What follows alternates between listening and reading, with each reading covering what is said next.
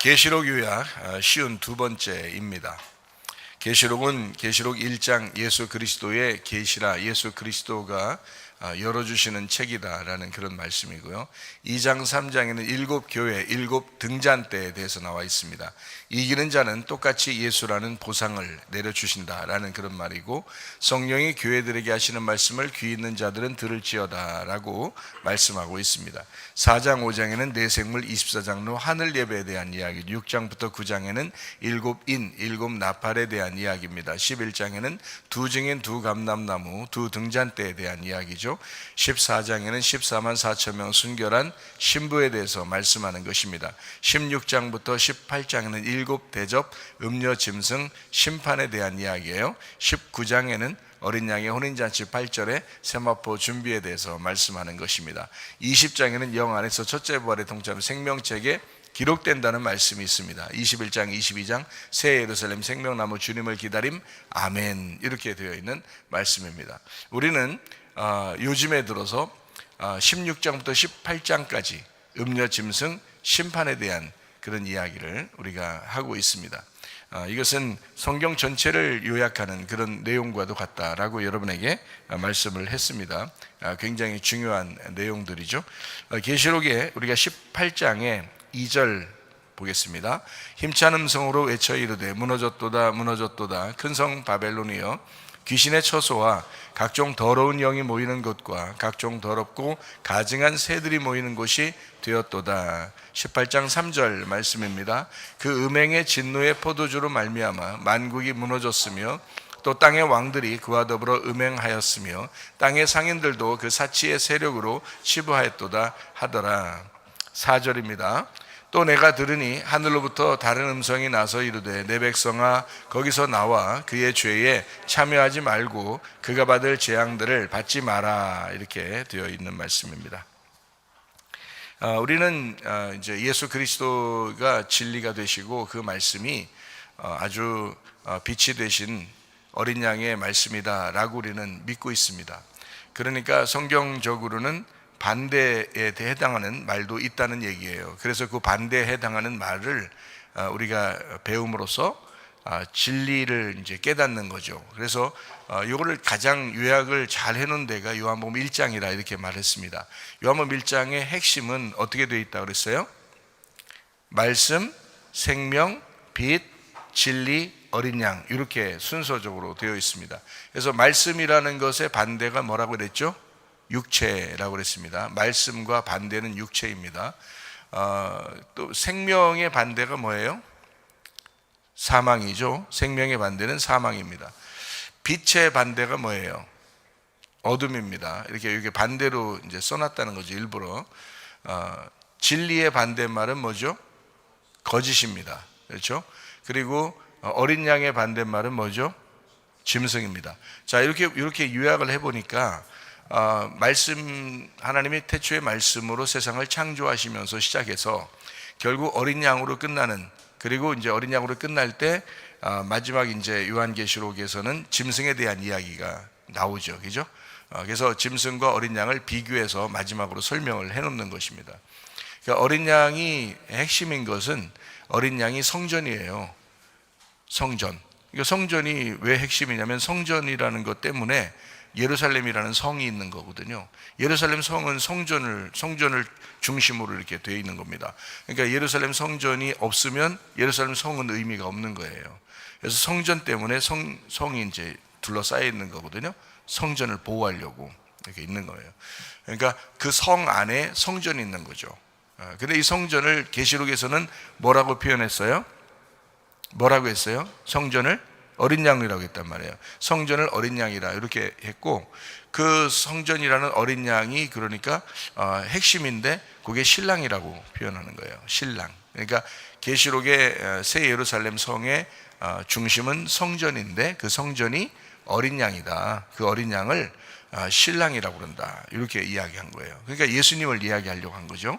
그러니까 그 예수님을 품에 품고 이렇게 둘러싸여 있는 거를 이제 예루살렘 성이라고 그러는데, 옛날 예루살렘 성은 아니고 새 예루살렘 성이라고 이제 계시록에는 표현을 하고 있단 말이죠. 그러니까 새 예루살렘 성이니까 옛날 예루살렘이 있었다는 얘기고, 그 옛날 예루살렘이 바뀌어서 새롭게 돼가지고 새 예루살렘이다라고 한 걸 새 예루살렘 성이다라고 한 거예요. 이거를 이제 교회라고 그러고요, 신부라고 이렇게 말하는 것입니다.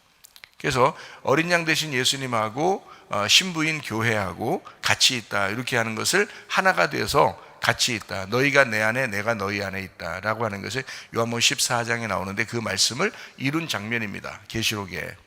그러니까 이 말씀들을 우리가 이제 핵심적으로 생각해 보면, 성경은 결국에는 예수님과 교회에 대한 이야기를 쓰려고 처음부터 썼다는 얘기예요. 그래서 아담과 하와도 그렇게 나온 것입니다. 아담과 하와, 이렇게 신랑과 신부, 이슈와 이슈아, 이게 다 뭘 설명하려고 했느냐? 신랑 되신 예수님하고 신부인 교회를 설명한 것이죠. 그래서 신부가 나오려면, 교회라는 신부가 나오려면 어떻게 해요? 아담이 잠들어야 돼요. 죽었다는 얘기죠. 잠들어야 됩니다. 그리고 옆구리에서 이제 창자욱이 있죠. 옆구리에 창으로 찔리잖아요. 그 옆에 피가 흘리죠. 그게 이제 요한복음 19장에 나와 있는 말씀입니다. 그래서 예수님이 이제 피를 흘리고 물까지 다 흘려서 심장이 터져서 이제 나오는 게 물이라고 그래요. 그러니까 피와 물이 다 쏟아지니까 거기서 옆구리에서 갈비뼈로 교회라는 신부 하와를 만들어내는 거예요. 이슈아를 만들어내는 것입니다. 이게 이제 성경의 시작이었고, 그리고 마지막에는 그 신랑이 그 신부 안에 들어가서 산다는 것이죠. 새 예루살렘 성이라는 신부 안에 성전이라는 어린 양이 함께 살고 있다라는 그런 말씀입니다. 이게 이제 서로 하나가 되었다는 말씀이에요.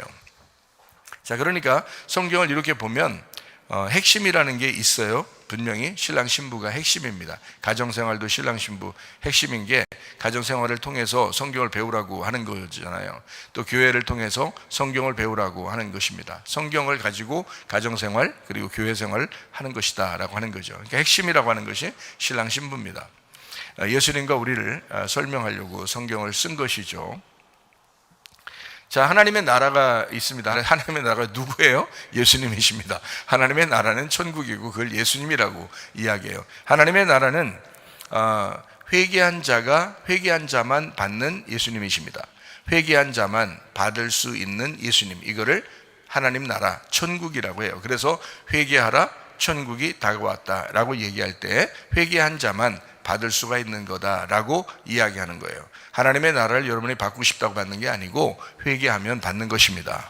그러니까 회개하면 당연히 자동적으로 찾아오는 것이 이제 천국이에요. 그러니까 천국을 받고 싶다 한다고 오는 게 아니고 회개만 하면, 그러면 이제 받는 거예요. 그러니까 부활하고 싶다 한다고 부활해요? 아니잖아요. 죽으면 부활하는 거예요. 죽으면 부활한다. 이게 자동적으로 이루어지는 사건입니다. 우리가 죽고자 하면 살아난다. 이게 자동적으로 나타나는 겁니다.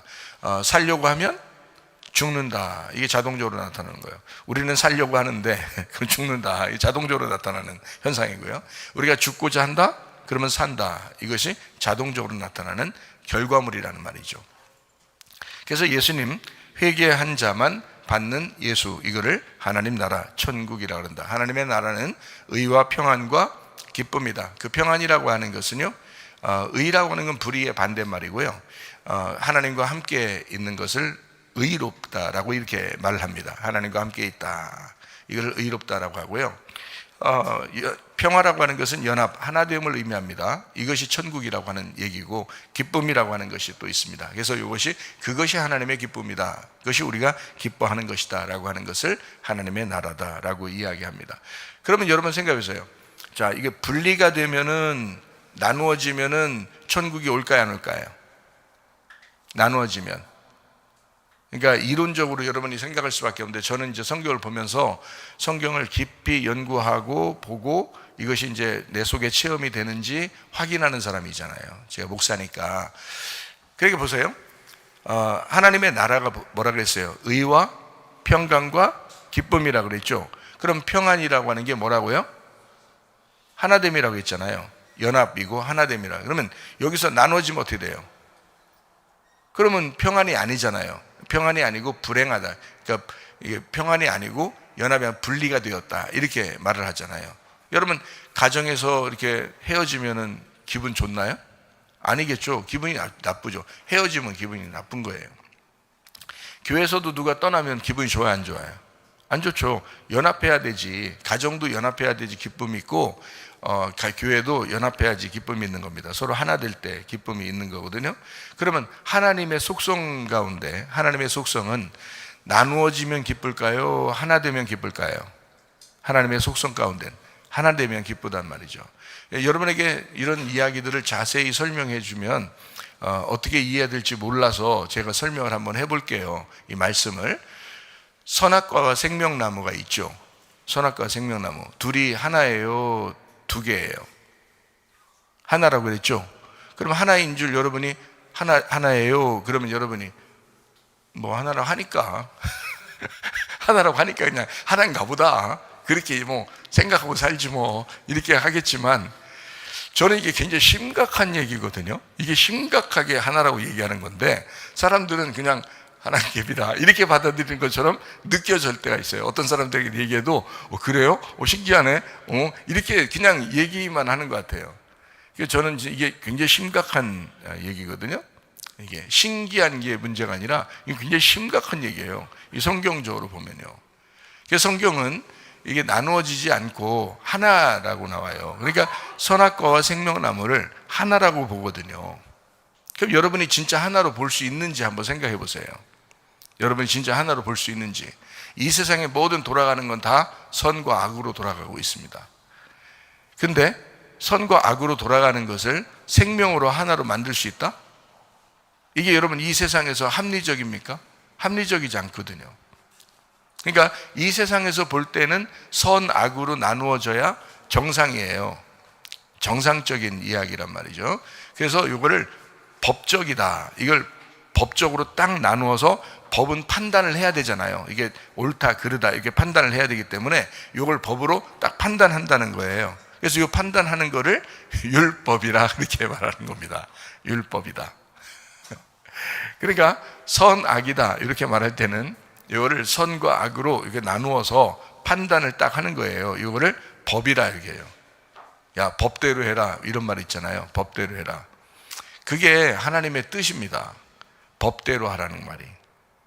그러니까 사람들이 주여 주여 한다고 천국에 가는 것이 아니고 하나님 아버지의 뜻대로 행해야 천국 간다 할 때 그 뜻대로 한다는 게 아멘. 여러분은 그냥 아멘 하지만 그 아멘도 아멘 아멘 하는 거 똑같아요. 주여 주여 아멘 아멘 이렇게 하는 것과 똑같아요.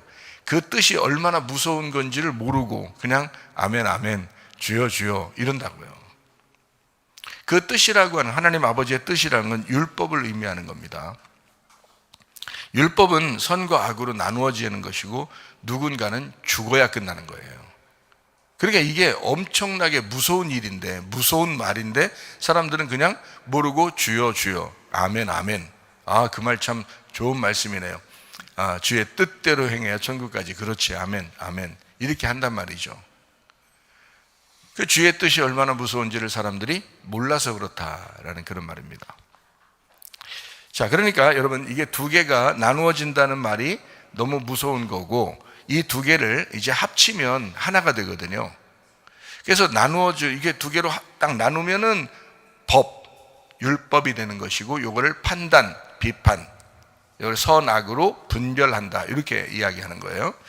그런데 이제 이것이 이제 합치면 어떻게 되냐? 생명나무가 되는 거예요.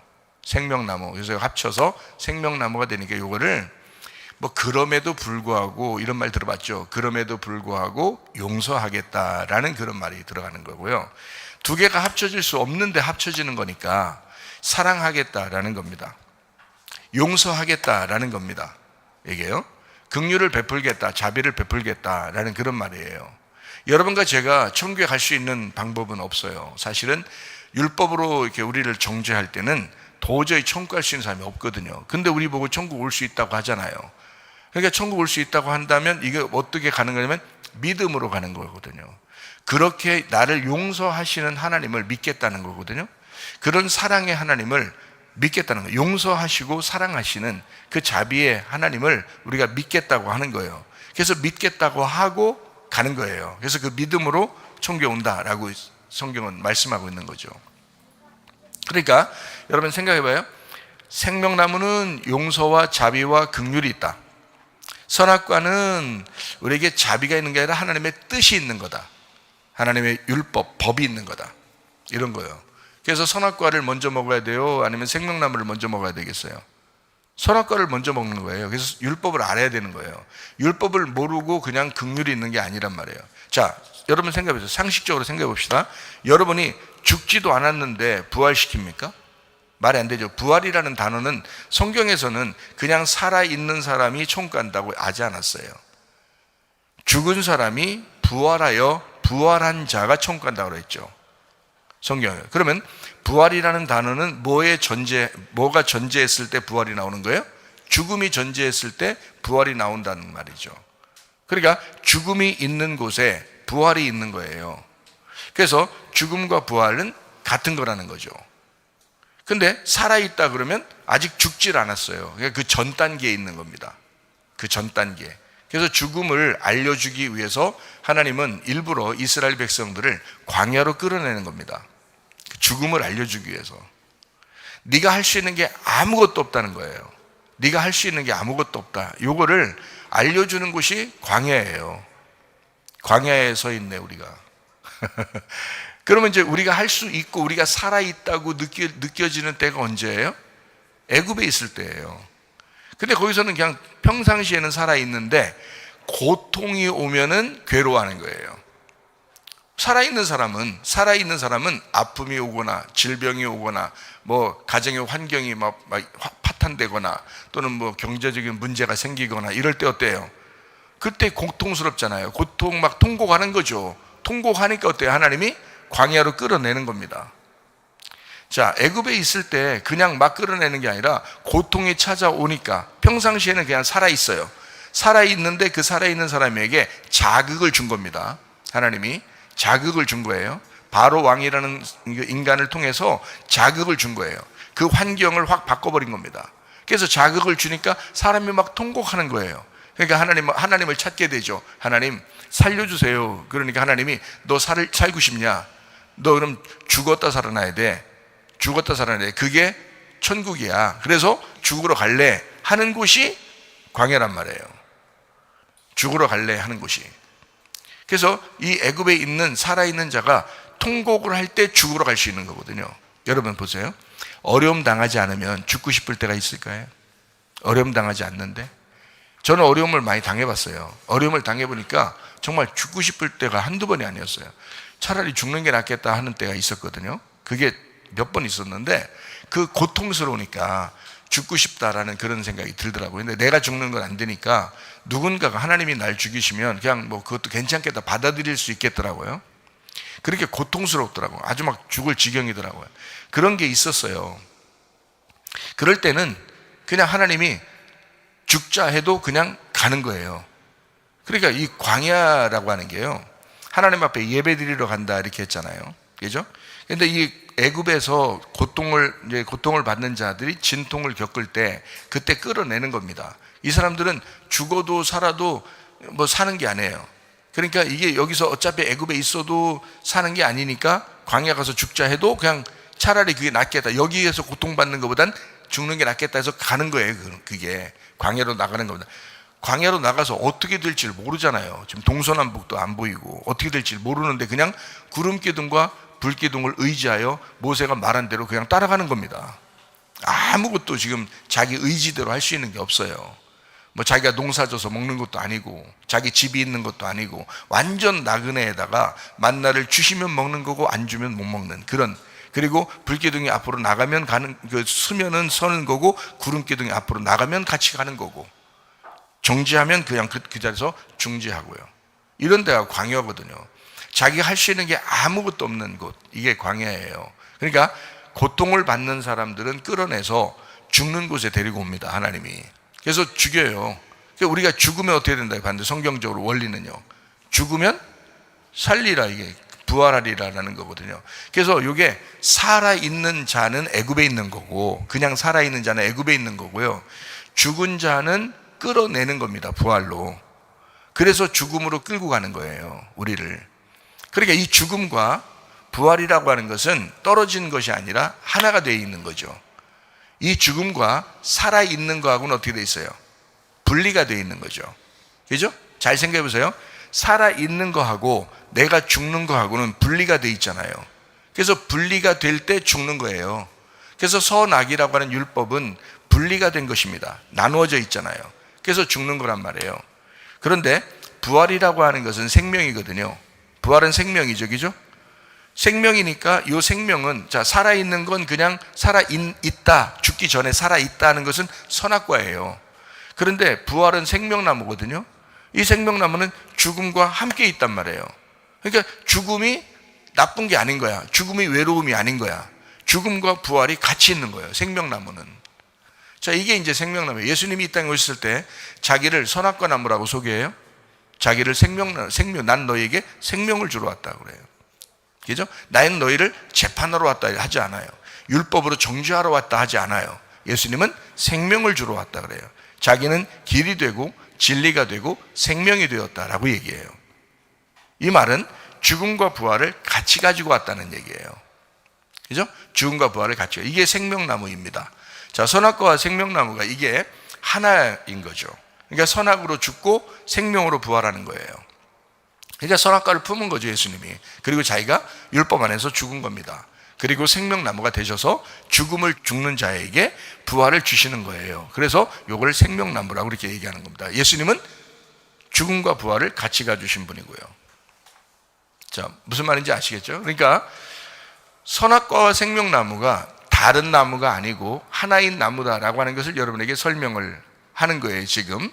자, 여러분 성경에 보면 불뱀과 노뱀이 있죠. 불뱀이라고 하는 것이 노뱀이라고 그랬어요. 전혀 다르죠. 느낌상 완전 다른 거거든요. 불뱀은 죽이는 거고요. 노뱀은 살리는 겁니다. 그런데 이거를 성경적으로는 같이 썼단 말이에요. 같이 나오게 했단 말이죠. 내용이. 선악과 나무하고 생명나무도 어때요? 에덴 동산 중앙에 같이 있어요? 따로따로 돼 있어요? 같이 있잖아요. 같이 있다는 말은 한 나무에다 선악과와 생명나무가 같이 설명되어 있다라는 그런 말이고, 이게 에덴 동산의 중앙에 같이 있다라는 말은 하나가 되어 있다는 거예요. 이게 같다고 하나님 보신다는 거예요. 여러분 성경을 우리가 볼 때 굉장히 중요한 거죠. 선악과를 먹고 나니까 자, 율법을 알았어요. 선과 악을 알았어요. 분리라는 걸 알았어요. 아, 이게 나누어지는구나. 이게 삶과 죽음이 이게 나누어져 있는 거구나라는 걸 깨달았어요. 그래가지고 이 사람들이 이제 하나님 앞에 부끄러워가지고 도저히 이제 못 나가요. 왜냐하면 하나님하고 하나가 된 게 아니라 나누어져 있다고 생각했기 때문에 못 나간단 말이에요. 이런 걸 이제 하나님이 찾아내요. 하나님이 아담아 어디 있느냐 이래요. 아담아 어디 있느냐. 자, 아담아 어디 있느냐. 자, 아담과 하와가 이슈아가 됐어요. 그러면 이슈야 어디 있느냐 할 수도 있잖아요. 그죠? 그러면 이슈아야 어디 있느냐. 네가 먼저 먹었지. 이슈아 네가 먼저 먹었어. 이슈아 이슈아 너 어디 있느냐 이렇게 물어볼 수도 있잖아요. 그렇게 하요. 아담아 어디 있느냐. 아담아 어디 있니 이렇게 물어봐요. 아담은 이 둘을 합해서 하나거든요. 이 둘이 합해서 하나예요. 그러니까 아담아 어디 있느냐. 그래서 이 아담이 이제 하나님 앞에 호소합니다. 우리가 부끄러워서 숨었습니다. 그러니까 이 둘은 아담인데 우리가 부끄러워서 숨었습니다. 그래서 하나님이 자, 왜 부끄러워? 니네 혹시 선악과 먹었냐? 이렇게 물어봐요. 그러니까 예, 먹었습니다. 근데 먹었는데 여자가 줘서 먹었어요. 여자가 줘서 먹었어요. 참 남자가 이렇게 말할 수 있겠어요? 여러분 같으면 결혼했으면 그렇게 하겠어요? 찌질하게? 그래 안 하죠. 그렇게 안 하는데 아예 하다 첫 번째 인류는 말이에요. 여자가 주어서 먹게 했습니다. 그게 누가 준 거예요, 그게? 여자가 준 거예요. 아니, 여자 자기잖아요. 자기 속에서 나온 자기잖아. 근데 자기가 자기에게 먹인 거예요. 근데 그럼 여자한테 물어봐요, 하나님이. 그럼 너는 누가 왜 그랬냐, 왜 먹었냐 이렇게 물어보니까 여자가 뱀이 먹으라 해서 먹었는데요. 그럼 그 뱀이 누구냐고요? 그 뱀이 갑자기 나타났어요. 가장 지혜롭대요. 가장 간교하고 지혜롭다. 이게 옛 뱀이 간교하였더라라고 창세기 3장에는 소개했지만 그 단어는 잠언서의 지혜라는 현명하다는 단어예요. 그럼 뱀은 가장 지혜로운 자, 가장 현명한 자를 얘기하는 거고, 가장 현명한 자가 나타나서 선악과 먹으라고 한 거예요. 그러면 옛 뱀은 어디서 갑자기 등장해가지고 아담과 하와를 그렇게 먹여서 선악과를 먹게 했을까라는 그런 얘기거든요. 그러니까 우리가 옛 뱀을 나쁘게 보면 어떻게 돼요? 나쁘게 보면, 야, 뱀만 봐도, 그냥 뱀 생각만 해도, 뱀 모양만 봐도 그냥 아유 싫다 이렇게 되죠. 당연히 우리는 싫어하잖아요. 한국 사람들 특별히 뱀을 싫어한다 그렇게 말을 하는데, 다른 나라는 그렇지 않더라고요. 뱀하고도 놀기도 하고, 뭐 뱀을 막 귀엽다 그러고, 뭐 뱀은 착하다 그러고, 막 이런 얘기를 아프리카 사람 우리 하더라고 얘기를. 나도 생각을 바꿔볼까 하는데도 그 모양 이 그림이 안 되는데, 우리나라 사람은 안 되는데요. 성경적으로 옛 뱀은 뭐라고 그래요? 요한계시록에서 뭐라고 표현했어요? 옛 뱀은 마귀요 사탄이라 이렇게 말했어요. 그럼 여러분이 생각할 때는 마귀요 사탄이 먹인 거다 이렇게 되잖아요. 그죠? 마귀요 사탄이 선악과를 먹인 거예요. 그러면 안 먹었다고 생각해 보세요. 선악과를 안 먹었으면 생명나무 줘요, 못 줘요? 못 줘요. 선악과를 먹어야 생명나무를 주는 거거든요. 선악과를 안 먹었는데 어떻게 생명나무를 줍니까? 생각해 보세요. 선악과가 생명나무인데 선악과를 순서적으로 먼저 먹어야 돼요. 그래야 생명나무를 줄 수 있는데, 선악과를 먹고 죽어야 생명나무를 주는데 선악과를 안 먹었어, 안 죽었어. 그러면 생명나무라는 부활을 어떻게 주냐고 생각해 보시라고요. 그래서 예수님이 자기를 죽음과 부활로 같이 온 거예요. 이 선악과와 생명나무가 같다는 걸 설명하기 위해서 예수님이. 그러니까 보세요. 예수님이 오셔서 자기가 이제 죽을 테니까 너희들 선악과 먹은 거를 내가 다 해결할게. 그리고 너희들이 이제 날 따라와서 죽으면, 자기를 부인하고 십자가를 져서 죽으면 내가 다 부활시킬 거야. 다 살려줄 거야. 나를 따라오는 자는 죽어도 살게 되고, 자기 목숨을 위해서 안 죽으려고 하잖아? 그러면 목숨을 다 잃어버릴 거야. 근데 목숨을 다 이제 잃어버리잖아? 주님을 위해서 잃어버리면 너 다 살려줄 거야. 이렇게 되는 거예요. 마가복음 8장에 나와 있죠? 죽고자 하면 사는 거고 살고자 하면 죽는다, 그죠? 목숨을 자기가 얻으려고 그러면 잃어버릴 것이고 잃어버리려고 하면 얻을 것이라고 되어 있죠? 이게 다 그 말이에요. 예수님이 그렇게 사셨단 말이에요. 그러니까 제자들도 따라오려면 그렇게 해야 된다는 거예요. 그게 선악과 문제예요. 선악과 문제. 그럼 선악과 문제를 이제 해결하면 생명나무를 주겠다는 얘기거든요. 그러니까 선악과를 먼저 먹은 자에게 생명나무를 주겠다니까, 선악과를 먹게 하려니까 누가 와야 돼요? 뱀이 찾아와야 되는 거예요. 그 역할을 감당해야 되는 게 사탄인 거예요. 우리에게 선악과 나무를 먼저 먹게 만들려는 자가 뱀, 사탄, 마귀예요. 선악과를 먼저 먹게 하는 자가. 근데 이 사탄을 하나님이 미워하신다, 안 미워하신다? 미워하지 않는다. 저주는 해도. 그 말이 무슨 말이냐면, 저주에서 이게 막 그 땅에 기어다니라고 막 하잖아요. 너의 먹을 것은 흙이다. 그러면 너는 인간을 먹을지니라 뭐 이렇게 된다 그러잖아요. 저주는 할지언정 뱀을 미워하진 않습니다, 여러분. 생각해보세요. 만약에 뱀을 미워했다, 뱀이 사탄이고 마귀인데 미워했다 그러면 뱀하고 얘기할까 안 할까요? 하나님이 얘기 안 하겠죠. 그럼 여러분 생각해보세요. 욥기서 1장에 보면 하나님이 사탄하고 얘기해요, 안 해요? 사탄하고 얘기하죠. 대화합니다. 그리고 사탄의 말을 다 들어줍니다, 하나님이요. 왜 그럴까요? 그건 하나님의 회의, 천상에 있는 하나님의 회의 석상에 사탄이 같이 앉아 있어요. 그럼 이건 어떻게 여러분이 해석할 거예요? 사탄이 같이 앉아 있어. 하나님의 천상 회의 석상에, 하나님의 회의하는 장소에 사탄이 같이 앉아 있다고. 그것도 욥을 놓고 사탄이 얘기하는 거예요. 그리고 하나님은 사탄의 이야기를 다 들어주고 사탄을 시켜서 하라고 하는 거예요. 어떻게 해석할 거예요, 여러분이요?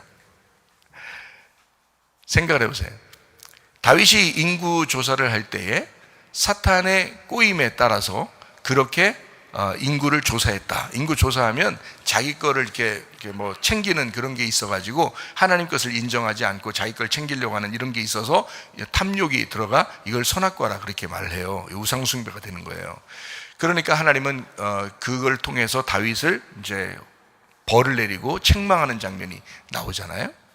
그런데 그것을 성경에서는 또 뭐라고 얘기하냐면, 하나님이 다윗의 마음을 격동시켜서 인구를 조사하게 만들었다 이렇게 말을 해요. 그럼 이걸 여러분이 어떻게 해석할 거예요? 한쪽에서는 사탄이 그랬다고 그러고 한쪽에서는 하나님이 그걸 시켰다라고 해요. 그러니까 이 일은, 선악과를 먹게 하는 일은 사실 결국에는 하나님이 하실 일이에요. 하나님이 시키는 일이라고 해요. 그게 사탄이 했다 하더라도, 뱀이 했다고 하더라도 하나님이 시킨 일이라는 거예요. 그러니까 이 선악과의 문제는 누구만 해결할 수밖에 없어요. 하나님밖에 해결할 수 있는 게 없어요. 인간이 해결할 수 있는 게 아니라고요. 아니, 사탄이 와서 꽂히는데 그 사탄이 가장 지혜롭고 가장 현명하고 하나님과 같은 지혜를 가진 자가 와서 꼬시는데 그거 안 넘어갈 사람이 누가 있어요? 여러분은 지금도 다 선악과 먹고 살고 있는데, 지금도요. 선과 악을 판단하면서 계속 책망하고 비판하고 판단하면서 살고 있잖아요, 여러분이요.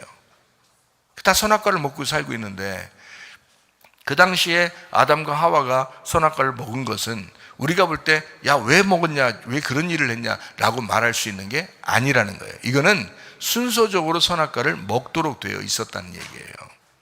나중에 생명나무를 주어서 먹게 하려고. 그래서 이 선악과의 문제는 예수님밖에 해결할 수가 없어요.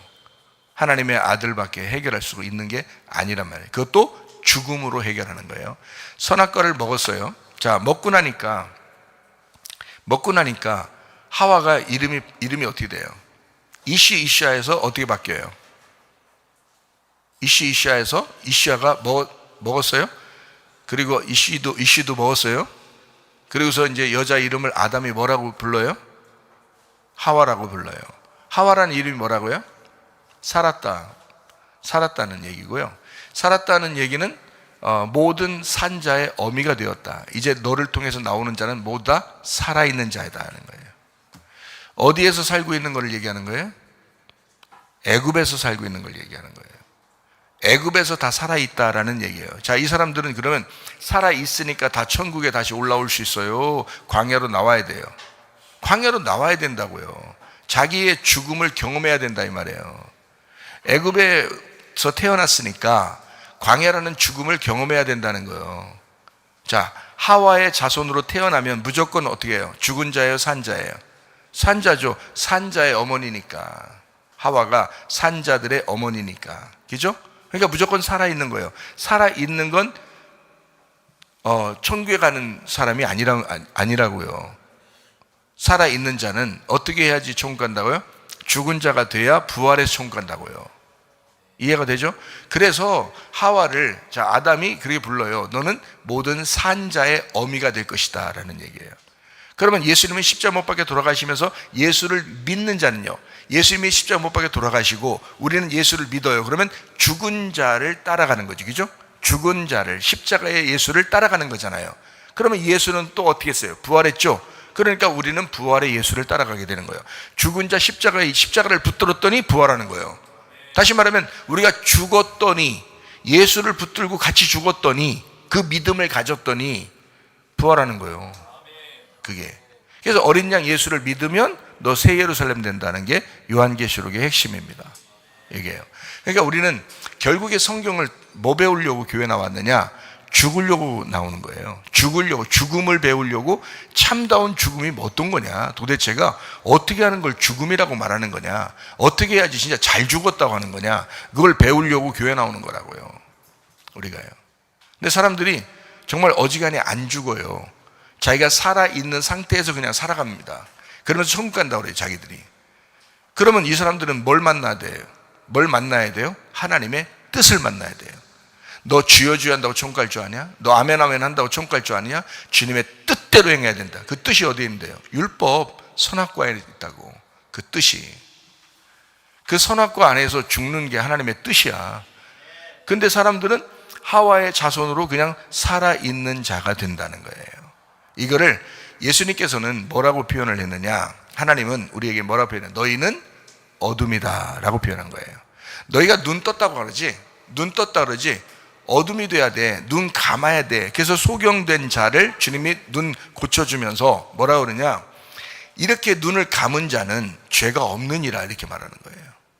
근데 눈을 뜬 자, 너희들 바리새인들 너희들 눈 떴다 그러지? 너희들 눈 뜬 자는 죄가 그대로 있느니라 그렇게 말하는 거예요. 왜요? 눈 떴다 그러면 뭐 한 거예요? 이 사람이 뭐 하고 있는 거예요? 지금 어떻게 된 사람을 눈 떴다 그러죠? 살아있는 사람을 눈 떴다 그래요. 그러니까 네가 살아있다 그러잖아? 그럼 너 살아있으면 너는 뭐가 있다? 죄가 있다. 예수님이 그 얘기한 거, 이걸 요한복음 9장의 내용입니다. 제가 얘기하는 이 말씀이요. 근데 소경은 어둡잖아요. 자기가 지금 죄인이라고요. 그래서 나 죽었습니다. 나 어둡습니다. 보이지 않아요. 지금 나는 죽은 자예요 라고 하니까 이 사람은 죄가 없느니라. 죽은 자가 무슨 죄가 있습니까? 여러분 생각해보세요. 죽었는데 무슨 죄가 있어요? 죽기 전에 죄를 물어서 사형시키는 거죠. 사형 이미 당하고 죽은 자면 죄가 없어지는 거잖아요. 율법은 죽음으로 끝난다니까요. 죽음으로 완성되는 거예요, 율법은. 그래서 예수님의 죽음을 우리가 붙들고 믿음으로 총간다고 하는 게 그래서 그런 거예요. 율법은 죽음으로 끝나기 때문에 그렇다. 자, 그래서 예수님이 소경된 자를 고쳐줬다. 눈을 떴다. 그럼 이 사람은 지금 눈을 떠서 살아난 거예요? 부활한 거예요? 부활한 거지. 죽었었으니까. 죽었던 자니까 부활했다 그래야 맞지. 살았다는 게 말이 안 맞는단 말이에요. 살아있다는 말이 안 맞고 부활했다는 말이 맞는 거라는 거죠. 죽었다가는 부활해야 되니까 라는 그런 말씀입니다. 자, 그러면 하나님이 하와하고 아담을 에덴 동산에서 쫓아냈어요? 안 쫓아냈어요? 쫓아내죠. 쫓아내면 그걸 뭐라 하겠다고요? 성경적으로 보면 쫓아내는 걸 뭐라고? 용서라고 그렇게 말한다고요. 하나님의 용서. 그러면 쫓아내는 것이 어떻게 또 용서냐는 거예요. 쫓아내는 것이. 자, 보세요. 선악과를 먹었어요. 이제 아담과 하와 선악과를 먹고 율법 안에서 자기의 벌거벗었음을 이제 발견했어요. 이 상태로 그대로 거기서 살게 한다면 어떻게 될까요? 이 상태로 그대로 살게 한다면 이거는 고통입니다. 그렇게 살지 않도록 가죽옷을 입혀서 쫓아내는 거예요. 그래서 하나님이라는 거룩함과 분리를 시키는 겁니다. 이게. 그래서 거룩한 것은 분리가 되는 것이다 라는 거예요. 그래서 하나님의 거룩함이 에덴 동산이고 거기에서 분리가 되는 거예요. 그럼 다시 거룩함으로 만나려면 어떻게 돼야 돼요? 하나님이 내려가야 돼요. 거룩한 하나님이 내려가서 너희들의 가죽옷을 찢고 흰 세마포를 입혀줘서 데리고 나와야 되는 거야. 천국으로. 그러니까 여러분 생각해. 가죽옷이라고 하는 건 원래 짐승이 입는 옷이라고 했잖아요. 짐승이 입는 옷이에요. 그 옷을 입고 예수님이 이 땅에 쫓겨나신 거예요. 짐승의 옷을 입고 이 땅에 쫓겨나셨어요. 그리고 이 땅에서 짐승의 옷, 가죽옷이 찢겨지는 날이 있었는데 언제예요? 예수님이 십자가 못 박혀 돌아가시는 날. 그 가죽옷이 찢겨졌다고요. 그래서 예수를 믿는 자들은 흰 세마포를 입고 들어오게 돼 있어요. 가죽옷을 입고 에덴 동산 들어오는 게 아니라고요. 이해가 되시겠어요? 흰 세마포를 입고 들어오는 게 그게 요한계시록 19장에 흰 세마포 너희들의 옳은 행실로다 라고 하는 거예요. 너희들의 옳은 행실로. 그 옳은 행실이 뭐예요? 착한 일한 거? 성경을 그렇게 보니까 착한 일하고 있으면서 총간 줄 알잖아요. 그 옳은 행실이 누군데요? 예수님이라고요. 어린 양이라고요. 그분. 어린 양 대신 예수님이 우리의 옳은 행실이라고요. 여러분에게 우리에게 선한 것은 없어요. 하나님만 선하지. 하나님만 뜻을 정하셨고 하나님만 선한 거예요. 우리는 뜻이 없어요. 우리는 선한 게 없다고요. 우리는 옳지 않아요. 하나님의 아들 예수만 옳은 겁니다. 그래서 그 옳은 행실을 붙들으면 흰 세마포예요. 그게. 그래서 천국에 온다는 거거든요. 자, 그러니까 선악과와 생명나무는 어땠다? 하나님 안에서는 어떻다? 두 개다, 하나다. 하나다. 선악과와 생명나무는 두 개가 아니라 하나다. 왜? 하나는 죽음을 가져오고 하나는 부활을 가져오기 때문에 그렇다. 죽음이 있는 곳에 부활이 있는 것이다 해서 에덴 동산 중앙에 선악과와 생명나무가 같이 나온다라는 그런 말씀입니다. 쫓아내는 것이 곧 사랑이고 용서다. 같이 나온다는 얘기예요. 하와는 산자요.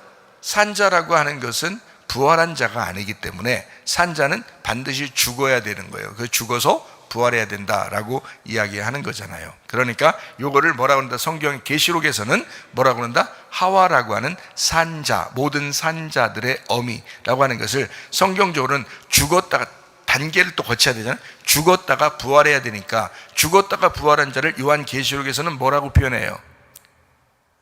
뭐라고 표현해요? 죽었다 산 자를 뭐라고 표현해요? 신부라고 하잖아요.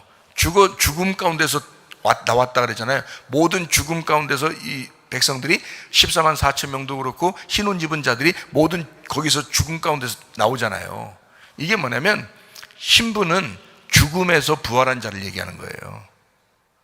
그러면 아직 죽지 않고 살아있는 자는 누구예요? 뭐예요? 신부 반대, 음녀가 되는 거죠.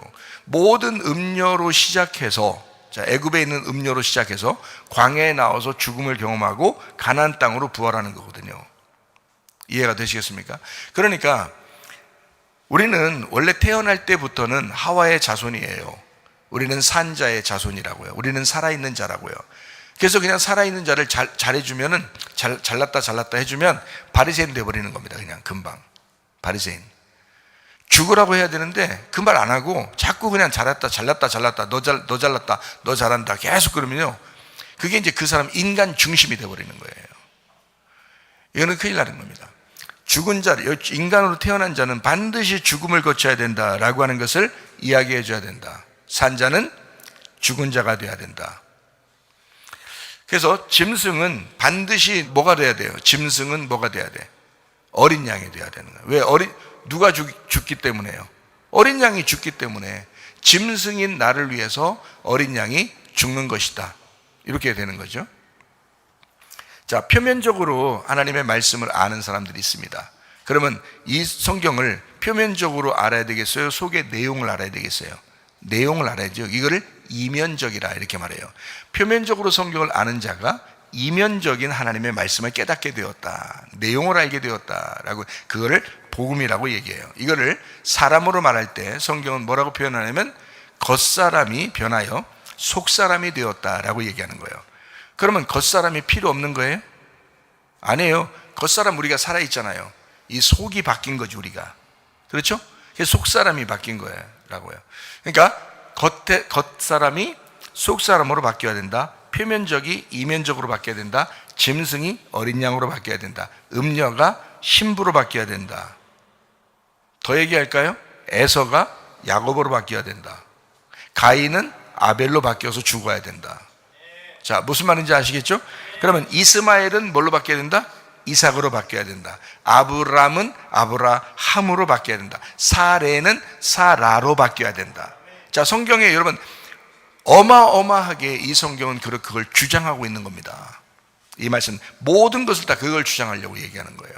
그러면 육체는 뭘로 바뀌어야 된다는 거예요? 영으로. 육체는 영으로 바뀌어야 된다. 이걸 표현하는 거예요. 그러니까 육체로 그대로 있으면 어떻게 돼요, 여러분이? 여러분 육체로 그대로 있으면 그건 멸망당해야 되는 거예요. 그 육체는 멸망당할 때 비로소 부활하는 거예요. 육체는 멸망당하려고 있는 게 육체야. 영은 멸망당해서는 안 되는 거고요. 그래서 육체가 영으로 바뀌어야 된다. 그래서 영으로 바뀐 자가 영혼의 삶을 살아간다. 영의 삶을 살아가는 혼이 되었다 이 말이고요. 율법은 뭐를 만나야 돼요? 율법은 뭘로 가야 돼요? 복음으로 가야 된다. 그래서 율법을 아는 자가, 그 겉모습을 아는 자가 속모습을 알게 되는 복음으로 가야 된다. 그래서 율법은 복음으로 가야 된다. 자, 본토 친척 아비 집에 있는 자가 복받는 자예요? 그걸 떠나는 자가 복받는 자예요? 본토 친척 아비 집은 겉사람이에요. 그러면 어디로 가야 돼요? 속사람으로 가야 되겠죠? 그럼 속사람 어떻게 해요? 본토 친척 아비 집을 떠나서 어디로 가야 돼? 가나안 땅 말씀을 따라갔고 이렇게 되죠. 그죠? 본토 친척 아비 집은 말씀을 따라간다. 그럼 땅의 운명으로 태어난 우리들은 어디로 가야 돼요? 하늘의 운명으로 바뀌어야 되겠죠. 그래서 땅의 운명에 태어난 자가 하늘의 운명으로 바뀌어야 된다라는 말이고요. 미련한 5 처녀가 있어요. 그러면 슬기로운 5 처녀와 함께 있을 때 10개가 되는 거예요. 이게 한 말씀이라고요. 그런데 미련한 5 처녀는 반드시 뭐가 돼야 되는 거예요? 반드시 슬기로운 5 처녀가 돼야 된다는 거지. 예. 그러니까 우리가 무엇으로 살아갈 거냐라고 하는 것이 분명히 이제 알게 되겠죠. 자, 우리가 살아있는 자로 살아갈 거냐? 아니면 죽은 자에서 부활한 자로 살아갈 것이냐라고 하는 것입니다. 여러분, 우리는 육체로 살아가는 것이 아니고 영으로 살아가는 사람들입니다. 이것을 요약하고 마치도록 하겠습니다. 이거를 성경 이제 계시록 18장에는 뭐라고 요약하고 있냐면 바벨론 성과 새 예루살렘 성으로 이제 나누기 위해서 바벨론 성을 설명하고 있습니다. 바벨론 성이라고 하는 것은 종교를 의미한다고 그랬죠. 그리고 옛 예루살렘 성을 의미한다고 그랬습니다. 그러니까 바벨론이라고 해서 이름을 바벨론이라고 말하니까 바벨론 나라가 망했는데 뭐 이런 얘기하면 안 된단 말이에요. 옛 예루살렘 성을 이야기한다는 거죠. 왜냐하면 새 예루살렘 성을 설명하려고 하다 보니까 옛날 예루살렘을 설명하는데 옛날 예루살렘을 바벨론 성으로 설명한 거란 말이죠. 같은 거로 그를 육체라고 표현하는 거예요. 그래서 옛 예루살렘 성을 애굽이라고 표현합니다. 그리고 소돔이라고도 합니다. 그래서 애굽이요 소돔, 예수님이 십자가 못 박혀 돌아가신 장소다라고 표현하는 예루살렘이다라고 표현하는 것이 계시록에서 설명을 하고 있다는 거죠. 자, 옛사람이다, 이건 옛 마음이다라는 얘기고, 이게 바벨론 성을 얘기하는 겁니다. 바벨론 성, 이게 옛사람, 옛 마음이다. 이거를 음녀라고, 그래서 바벨론 성을 음녀라고 표현한 것이고, 이것을 염소라고 이야기하는 겁니다. 염소는 교만하죠. 그래서 교만하다. 그래서 음녀는 교만하다. 바벨론 성이라고 하는 것은 교만을 의미하는 것이다. 이게 다 같은 건데, 여기 하나라도 여러분에게 해당되는 것이 있다면 여러분은 음녀입니다. 바벨론 성이에요. 그거는 세우면 세울수록 크게 무너져야 할 성이라는 거죠. 자, 이 교만한 자는 선악과를 먹은 자입니다. 우상 숭배하는 자입니다. 탐욕적인 모든 것이 자기 것이라고 주장하는 자입니다. 자기가 했다, 이거 했다, 저거 했다, 이렇게 주장하는, 바벨탑 예배가 중심인 짐승을 왕으로 섬기는 자입니다. 옛 뱀의 이야기를 듣고, 말씀도 똑같은 이야기인데 이 똑같은 말씀 중에서 선악의 말씀을 먹어버리는 거예요. 선악의 말씀을, 그 율법의 말씀을 먹어버리는 거예요. 본토 친척 아비집을 따라가는 자, 땅의 운명을 따라가는 자, 육체를 따라가는 자. 그래서 결국 그들이 듣는 것은 율법의 말씀이 들리는 거예요. 그래서 선과 악으로 나누는 것이 전혀 자꾸 들리는 거예요. 미련한 다섯 처녀를 얘기합니다. 음녀죠. 그 사람들이 교회를 안 다니는 사람들이 아니란 말이에요. 말씀을 들었던 사람이고 기름등불을 준비했던 사람들이라니까요. 이게 바벨론 성이라고, 이게 음녀라고요. 그게 미련한 다섯 처녀, 표면적인 말씀을 알고 표면적으로 따라가려고 하는 사람들입니다. 성경의 내용, 성경의 핵심, 마음이 있는데, 하나님의 마음이 있는데 뭐 뜻이 어떻다 하면서 겉으로만 자꾸 보는 그런 말씀들을 이야기합니다. 사람들이요. 겉사람을 얘기합니다. 가인 같은 사람, 에서 같은 사람, 이스마엘 같은 사람. 야곱과 이스라엘이 있다면 야곱은 환도뼈가 부러져야 되고 이스라엘이 돼야 되는 거거든요.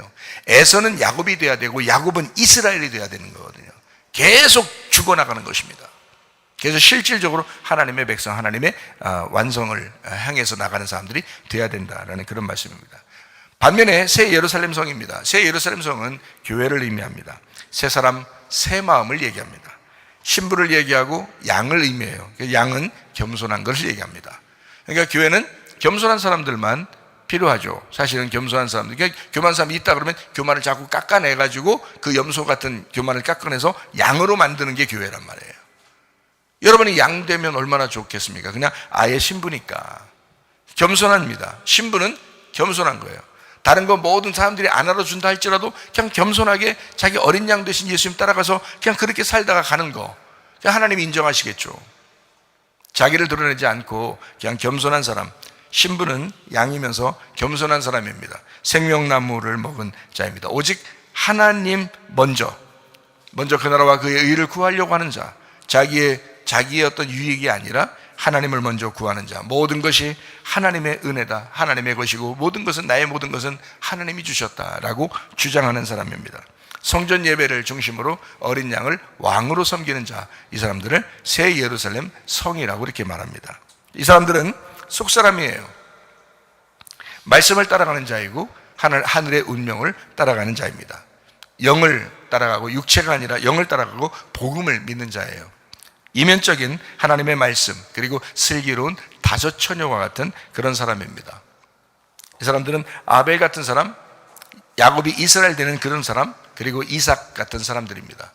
이런 사람들이요. 이런 사람들이 바로 그리스도의 신부입니다. 여러분, 우리가 표면적인 사람이 돼서 겉사람으로서 우리가 살아갈 것이냐, 아니면 속사람으로서 이면적인 삶을 살아갈 것이냐, 어떤 예수를 우리가 믿을 것이냐 하는 것은 우리의 선택입니다. 하나님의 뜻과 하나님의 마음이 있다고 그랬죠. 하나님의 뜻은 우리에게 다소 율법적입니다.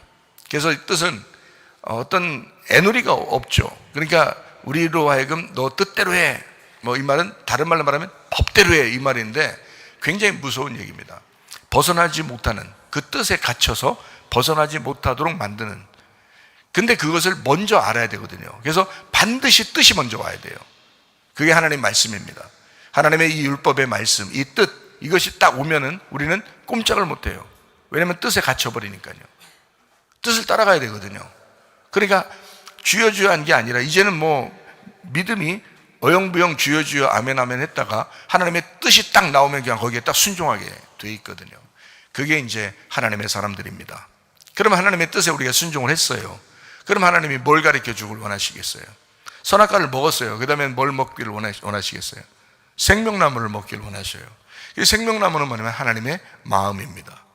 잘 생각해요. 하나님의 마음은 생명나무와 같아서 사랑하고 용서하고 그리고 우리 긍휼을 베푸시는 하나님이십니다. 너희가 죽을 수밖에 없는데 반드시 죽어야 하는데, 그런데 하나님의 용서가 있다는 거예요.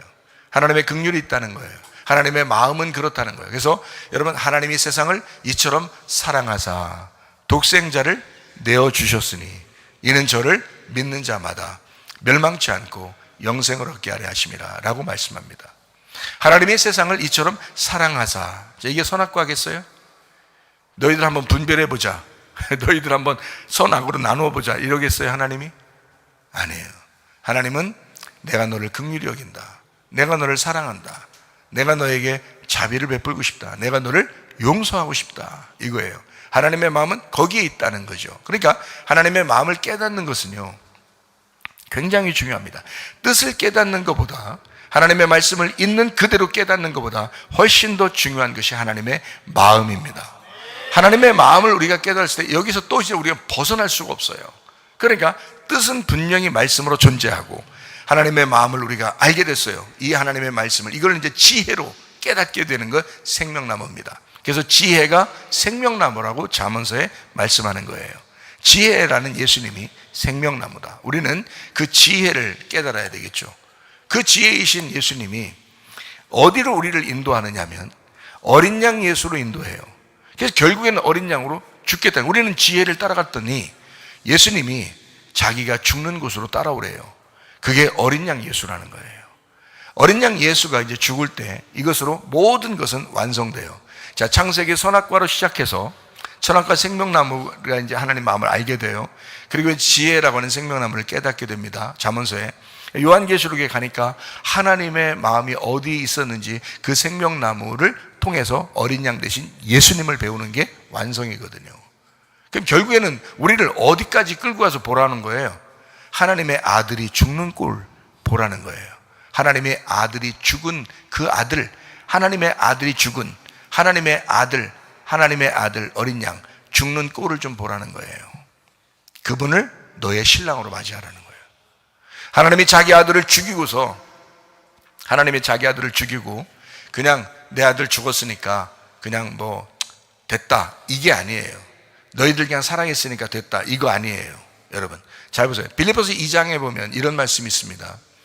예수 그리스도께서 십자가 못 박혀 죽을 때까지 자기를 복종하셨다. 하나님 아버지의 뜻을 따라 복종하셨으니 모든 무릎을 예수의 이름에 꿇게 하셨다. 그 아들이 아버지의 뜻을 따라 죽으니까, 그게 어린 양이에요. 죽으니까 모든 무릎을 그 아들에게 꿇게 하셨다는 거예요. 그 아들을 지극히 높여 하나님 아버지가 되어서 지극히 높였다. 그 아들이 죽으니까 그 아들을 지극히 높여서 모든 자들의 주인이 되게, 왕이 되게 만들었다 라고 하는 것이 빌립보서 2장의 말씀입니다. 참 놀라운 말씀이죠. 어린 양 예수는 그냥 그 죽음으로 끝난 것이 아닙니다. 그가 죽었을 때 하나님 아버지가 그를 책임지고 높인다는 거예요. 책임지고 높여서 그 아들에게 모든 무릎을 꿇게 만들었다. 그 하나님 아버지의 마음이에요. 아들 예수를 죽일 때 하나님 아버지의 눈에 어땠을까요? 그 마음이 어땠을까요? 막 기뻤을까요? 아니에요. 엄청난 고통과 그 슬픔이 있었어요. 그 하나님 아버지가 그 아들을 보낼 때, 이 땅에 보내서 차라리 내 아들이 죽고 모든 인류가 살았으면 하는 그 마음. 하나님의 아들, 아니 인류들이 선악 먹고 죄진 게 무슨 하나님 마음입니까? 그게 하나님이 뭐 유도한 것도 아니잖아요. 근데 하나님의 아들을 죽이면서 인류를 살리겠다는 거예요. 그게 하나님의 마음이거든요. 그리고 자기 아들이 죽고 부활할 때, 그 부활은 뭐 하나님이 시켰죠. 부활은 하나님이 시키고, 왜냐면 예수님은 죽는 데까지 간 거고 순종해서. 그리고 하나님이 그 아들을 부활시켜서 모든 무릎을 예수의 이름에 꿇게 하시고 모든 사람의 만왕의 왕이 되게 하시고 만주의 주가 되게 하셔서 그 이름을 높이 해서 그 이름으로 말미암아 구원받도록, 예수로 말미암아 구원받도록 만들었다라고 하는 것이 빌립보서 2장의 말씀. 어린 양 예수, 우리의 신랑 되신 예수님, 여러분 어떤 분을 믿고 있습니까? 여러분 자신 아직도 살아 있습니까? 아니면 죽기로 각오하고 예수 그리스도 어린 양 되신 예수님을 따라가고 있습니까? 어떤 예수를 믿고 있습니까? 여러분은 말씀, 생명, 빛, 진리 어린 양 되신 예수님, 그 예수님이 우리의 신랑 되십니다. 그 주님 따라가다가 주님 만나시기를 바랍니다. 우리 한번 기도하겠습니다. 한 목소리 기도합니다. 하나님 아버지, 우리 가정이 어린 양 예수를 따라가게 하옵소서. 내 자신이 어린 양 예수를 따라가게 도와주옵소서. 슬기로운 다스처녀 되게 하옵소서. 신부가 되게 도와주시옵소서. 기도합니다. 우리 하나님 아버지 인도하시고 사랑하시면 감사합니다. 주 뜻대로 살다가 주님 만나게 도와주시옵소서. 비염은 떠나갈지어다, 아토피 떠나갈지어다, 위장병 떠나갈지어다, 어지럼증 사라질지어다, 두통은 사라질지어다, 류마티스 관절 떠나갈지어다, 어깨 통증 사라질지어다, 허리 디스크, 목 디스크 떠나갈지어다, 심장병 온전해질지어다, 각종 종양, 암덩어리 떠나갈지어다, 감기 몸살 온전해질지어다, 협착증 사라질지어다, 건설 피부 온전해질지어다, 이명은 사라질지어다, 자금면허 질환 온전해질지어다, 식병 사라질지어다, 유력기석 떠나갈지어다, 전립선 온전해질지어다, 우울증, 불면증, 황장이, 드럼보란 초조 다 떠나갈지어다, 음란, 거짓, 도질, 리움, 욕심은 다 떠나갈지어다. 우리 하나님 아버지, 그리스도 예수만 따라가 주 예수를 신랑 삼고 주님 앞에 무릎 꿇고 주님 앞에 따라가 주님과 동행하는 주의 삶을 살다가 주님 만나게 하옵소서. 몸이 연약하여 하나님 예배드릴 때 지장받는 사람이 있습니까? 찾아가 주셔서 머리끝에 발까지 만져주시고 건강케 도와주옵소서. 영과 몸이 건강하여 하나님 앞에 예배드리다가 주님 만나게 도와주시옵소서. 예수 그리스도만 우리의 주인 삼고 살아가게 하옵소서. 예수님 귀하신 이름 받들어 기도 올리옵나이다. 아멘. 주님 감사합니다. 우리 하나님 아버지 함께 하시고 사랑하심을 믿습니다. 우리 하나님 도와주옵소서.